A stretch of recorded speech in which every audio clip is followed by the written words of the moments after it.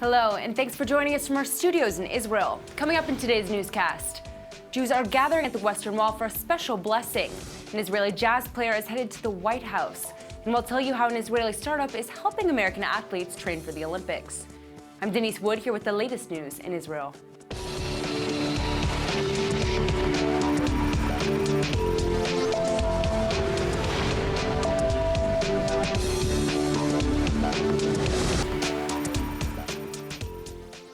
Today is a special day for Jews, as thousands of worshippers are gathering at the Western Wall for a special priestly blessing. The blessing ceremony only takes place twice a year, and descendants of a priestly family give a benediction. And we have a fun fact for you. The benediction looks a lot like the Vulcan salute from Star Trek, because the original Spock actor borrowed the sign from Judaism to use as the character's salute. And just like the Star Trek movies, the blessing is immensely popular. Last year, 50,000 people attended the ceremony at the Western Wall. But it's not all fun and games. Israeli officials are worried that terror attacks could resume during the Passover holiday, despite the recent period of relative calm.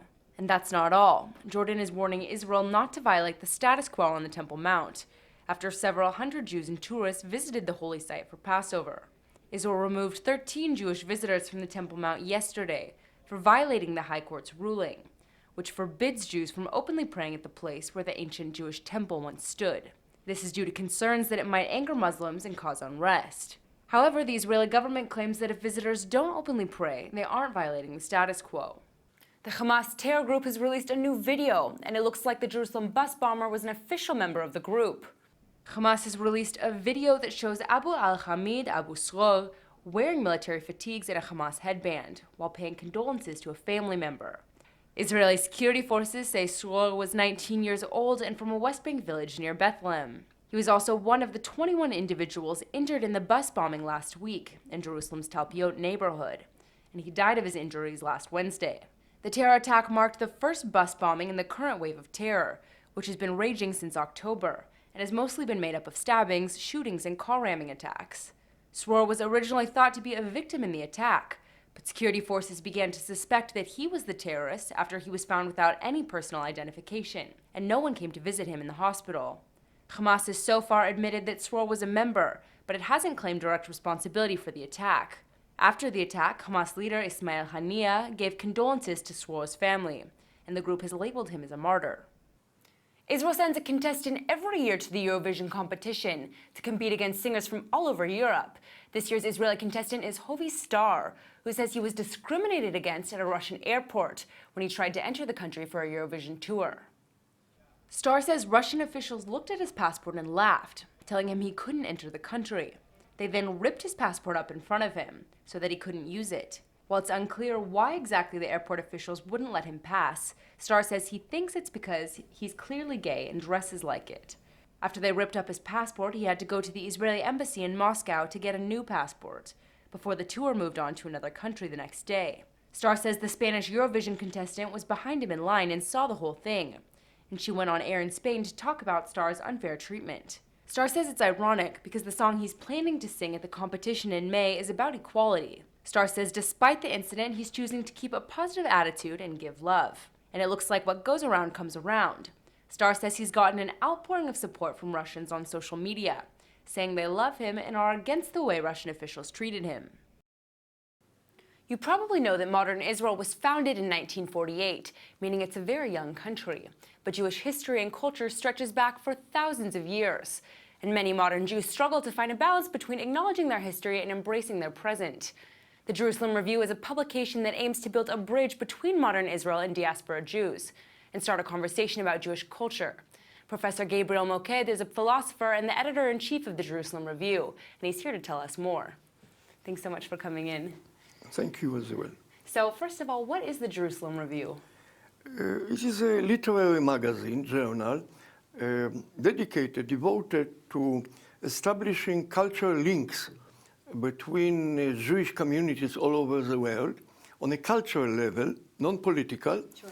And culture in Israel, especially the Hebrew literature, but not only the Hebrew literature, but other dimensions of culture as well. And therefore we are publishing in English, which is now the lingua franca, the most, in fact, a sort of universal language now. And it can be read all over the world in Jewish communities, but not only in Jewish communities. And we established also a sort of editorial board in which participate people, academic persons, Jewish writers from many countries, from the US, from Britain, and also from East Europe and common market and so on. This is one of our aims.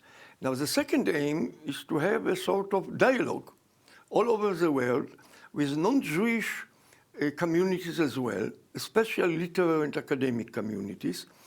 And this is especially, and also in the region, in the Middle East as well. And this is most important, especially now, when Israel is under various criticism. We know about it.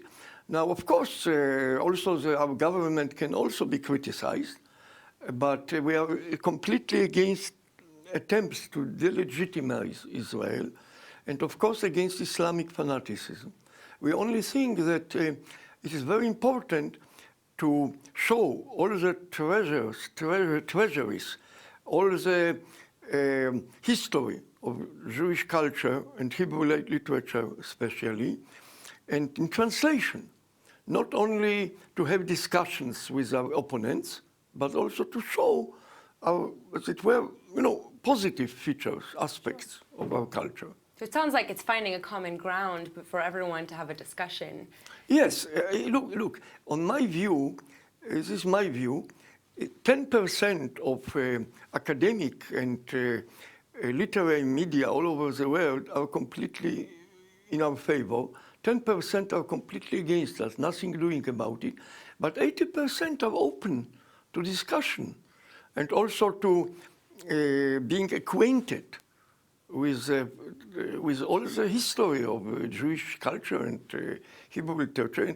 So if someone's interested in getting involved with your organization and participating in that dialogue, how would they do so? How could they get in contact with you? They can get in touch with our email and our address, and everyone who will get in touch with us will be answered almost immediately, because now we are really trying to establish this board of supporters. I would like to say something additional, very short. Look, it is rather strange that the Jewish communities all over the world didn't produce long before us, long time before us, a sort of kind of journal of the Jerusalem Review type. But this is a reality, that it is the only journal with those features. I mean, giving translations from Hebrew literature, but publishing Jewish authors all over the world, from all over the world, and also essays on the Middle East, on Israel, on Judaism. So I'm rather proud of this idea. Perhaps I shouldn't eulogize myself, but still. Well, it sounds like you have a lot to be proud of. Thank you so much for coming in, and it sounds like fantastic. Thank you very much as well. It is very helpful, and I enjoy very much the talk with you. We hear a lot about relations between the U.S. and Israel, and usually it's to talk about politics. Well, it turns out there's also a sweeter note to this story, as one Israeli jazz player has been invited to perform at the White House. Eli Djibari is a well-known Israeli saxophone player who's been invited to play in Washington for International Jazz Day on April 30th. And he's not alone.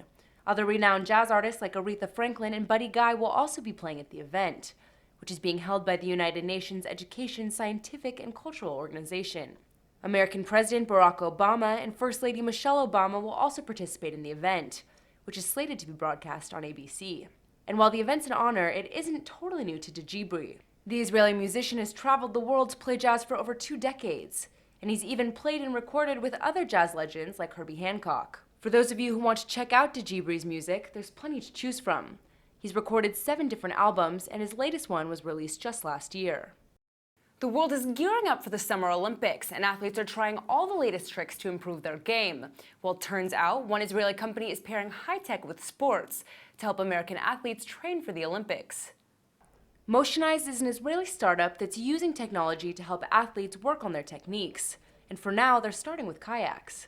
Motion CEO Guy Aron says in the US alone there's 23 million people using kayaks, and he says they want to help them improve their paddling technique.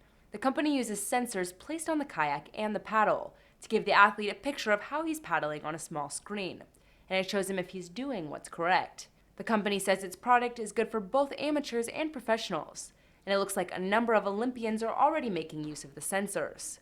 Aron says the U.S. Olympic kayaking team is using the product to prepare for the Rio Olympics and improve their paddling technique. But Aron says their product isn't just for Olympians, and that even beginners will enjoy the sport more if they're doing it properly and not wasting energy because of bad form. And for those athletes who are wishing there was a similar product for their sport, don't worry, Motion says it's already planning to expand to other sports. And now for our Hebrew word of the day. Today's word is chamsin, which means heat wave in Hebrew. If you're wondering if the weather's on our mind because it's hot outside, you guessed it. Summer is officially arriving in Israel, and this week in particular, we're seeing chamsin. We should warn you, chamsin doesn't mean any kind of heat wave. It's specific to the Middle East, and it's a hot, dry wind that comes from the south. And when we say hot, we mean hot. In fact, it's not unusual to hear Israelis say it's cham retzach, or murderously hot. Israelis say it's summer, basically from April till November, so you can definitely use this word a lot in Israel. So the next time you're in Israel and it's hot and windy, you can grab a cold drink and complain with all your Israeli friends about the chamsin. Let's go ahead and take a look at the weather forecast. Today, it's hot and sunny in Tel Aviv with a high of 79 degrees. Make sure you're drinking lots of water because it's going to be scorching tomorrow with a high of 92 degrees. All right, everybody, that's it for today's news. Today's exchange rate is 3.77 shekels to the American dollar. Remember to sign up for our daily newsletter at iltv.tv, and don't forget to check out our evening update every night at 8 p.m. Eastern Time. Thanks for watching, and see you tonight.